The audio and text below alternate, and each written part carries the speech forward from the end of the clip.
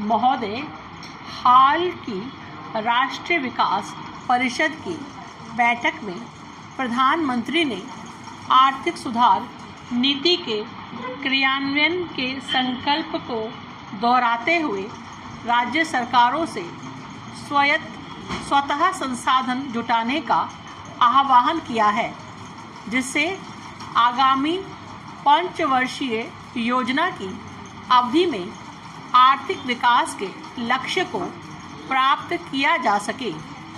राज्य सरकारों से राजकोषीय अनुशासन का पालन करने व आत्मनिर्भर बनने की भी अपेक्षा की गई है। 2 वर्ष पूर्व जब नरसिम्हा राव सरकार ने सत्ता संभाली थी, उस समय उसके सामने 2 मुख्य समस्याएं थीं। पहली समस्या लगभग खाली हो चुकी विदेशी मुद्रा भंडार व दूसरी समस्या निरंतर बढ़ता हुआ राजकोषीय घाटा। 1980 के दशक में आधुनिकीकरण और नई जीवन शैली अपनाने और वर्तमान शताब्दी में खुशहाली के नारे के साथ अपनाई गई नीतियों ने देश को दिवालियेपन के कगार पर ला खड़ा किया था। ऐसी स्थिति में अंतर्राष्ट्रीय मुद्रा कोष और विश्व बैंक के निर्देशानुसार भुगतान संतुलन संकट को दूर करने हेतु नरसिम्हा राव सरकार ने आर्थिक सुधार व ढांचागत परिवर्तन लाने की नीति अपनाई है और अब वह आर्थिक सुधार कार्य योजना की सफलता का दावा कर रही है।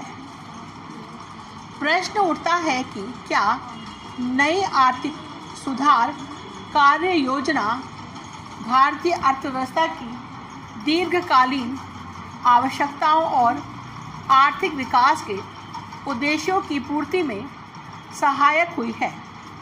निश्चय ही यह विवाद का विषय है। पिछले 2 वर्षों में सरकार द्वारा नई आर्थिक सुधार नीति के अंतर्गत किए गए उपायों में रुपये का अवमूल्यन, विश्व बैंक तथा अंतर्राष्ट्रीय मुद्रा कोष से ऋण प्राप्त किया जाना, अनिवासी भारतीयों तथा बहुराष्ट्रीय विदेशी कंपनियों को भारत में पूंजी विनियोग हेतु छूट व रियायतों की योजनाएं शुरू करना, आयात लाइसेंस पद्धति खत्म करना व उदारीकरण की नीति शामिल है। निसंदेह अंतर्राष्ट्रीय मुद्रा कोष व उन्नत देशों ने आर्थिक सुधार कार्य योजना में हुई प्रगति की सराहना की है। अंतर्राष्ट्रीय मुद्रा कोष की अपनी वार्षिक रिपोर्ट में कहा गया है कि भारत की नई नीति के अंतर्गत भुगतान संतुलन के संकट पर काबू पा लिया है व विदेशी मुद्रा भंडार में वृद्धि हुई है। मुद्रास्फीति की दर दहाई के स्थान पर 1 अंक में रह गई है व आर्थिक विकास की दर बढ़ने लगी है। उद्योगों पर नियंत्रण हटा लेने, उदारीकरण की नीति व विदेशी कंपनियों को पूंजी निवेश के लिए प्रोत्साहन देने से भारतीय अर्थव्यवस्था में सुधार लाने में प्रगति हुई है।